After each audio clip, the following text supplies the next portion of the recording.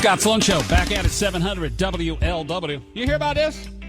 So, Chipotle, which is some fine eating, they got a problem with workers who were calling in sick. Especially in the fast food industry, and especially in this economy, they were like, man, I'm not feeling it today. I'm going to call in hungover. Yeah, but I'm sick. And so now, I don't know how they would work this, but they're going to use nurses, apparently, to check to see if you are actually sick or not. I'm not quite sure, even if that's legal. Austin Pennington is an attorney, a trial attorney, handles a wide range of criminal civil cases, too, and joins me on the AcuteHearingCenters.com hotline to talk about this. Austin, good morning. How are you? Morning. Wonderful. How are you? I'm doing fine. Is there a certain legal element to this as an attorney? Does this trouble you? Is this constitutional? So legally, it doesn't trouble me. It is constitutional. I think as a boss, it troubles me because I think you're creating quite a bit of distrust in your employees when you create a policy like this. I suppose, but I get it. If you're trying to get people to work for pretty close to minimum wage these days, and they don't show up, well, now you're short-staffed. The rest of the staff gets burned out, angry, then they're probably more inclined. But this is nothing new with minimum wage fast food jobs. Right. And the interesting thing, though, I think Chipotle is sending a little bit of an inconsistent message because in one breath they're saying we're doing this because we're concerned about employees being hungover, and then in another breath they're saying that this is Chipotle going above and beyond to try and fix some of the food problems they've had and the E. coli issues they've had over the last couple of years, and some of the PR problems that they're trying to address with this too. I gotcha. So if you're sick, they want you to stay home, but if you're hungover, you need to come to work. But having been on both sides of the counter, I don't know if I want someone who's not feeling necessarily, well, I don't know. I don't know how many people are excited to show up to make people their food in a fast food environment, not a chef, but a fast food environment. But what I'm saying is, like, if I want someone there who feels like nauseous and sick looking at, raw chicken, I don't know if that's really healthy either for not only my customer experience, but God knows, what corners this person are cutting because they're not feeling well at all.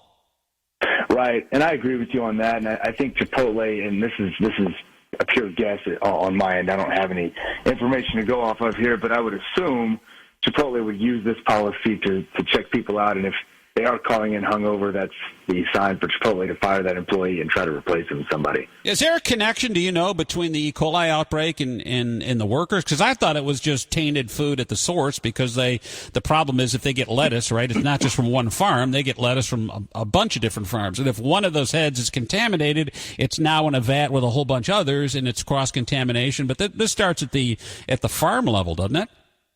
That's my understanding, and that's part of the reason I'm confused by Chipotle trying to tie these two things in. In my opinion, just if you're trying to keep workers from being hungover at work, that's fine. Just admit it and tell people that's what you're doing. So that's my understanding, is that the E. coli is not attributable to any kind of employee health issues.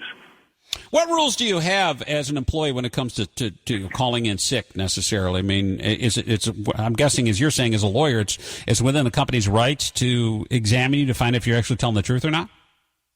The company is allowed to do that. It all starts from the employee handbook or from the policies and procedures that the employee either signs on with when they take the job or that are implemented after they have taken the job.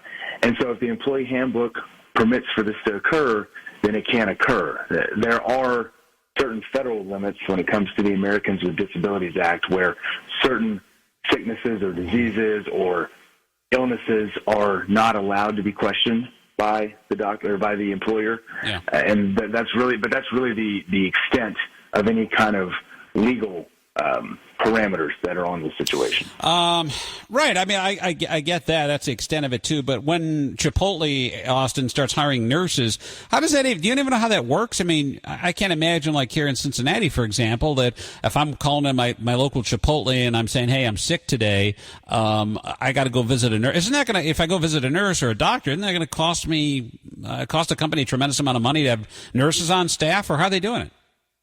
Hypothetically, it could, and my understanding just from the articles I've read and some of the research I've done since this story broke is that the design is for the nurses to actually traveling nurse to actually travel to the home of the employee who is sick and to conduct the analysis there. That, to me, seems even more costly from a company standpoint because I assume you're paying a premium for that service.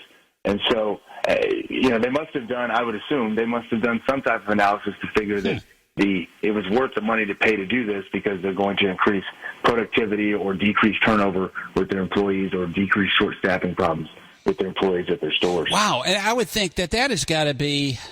Okay, so there's a traveling nurse. I don't know how many people are calling out sick and how many nurses you would need in a city the size of Cincinnati working for Chipotle, but it's going to probably be more than one or two. Right. I would think that the cost of hiring a professional nurse on a salary to travel around to people's houses is going to offset any losses you have from somebody calling in sick. It could definitely get expensive. I would think they probably would use one of these nurse staffing companies to try and get a nurse on duty that maybe they could hire through a recruiting staffing company. But at the same time, it's still money that's being spent, and doesn't sound like it's being spent in a productivity way. It's being spent in a way to just monitor your employees. And so, to me, it sounds like a bad business decision. But there's a reason they didn't ask me to run Chipotle. And they're actually doing it. This isn't just like a marketing ploy. Like, hey, we're just we're experimenting. We're researching this. We'll get back to you. They're actually going to do it. They absolutely pressed the go button. They are going forward with it. Wow, I don't know. Wow, this is an interesting one. Austin Pennington, attorney on the AcuteHearingCenters.com hotline. Austin, thanks again. Have a great day. You too. Thank you. Yeah, I don't get all this too. I eat at Chipotle. I don't work there, obviously, but I'm one bad show away from working at Chipotle, as they say. I just don't see the upside from the company on this one.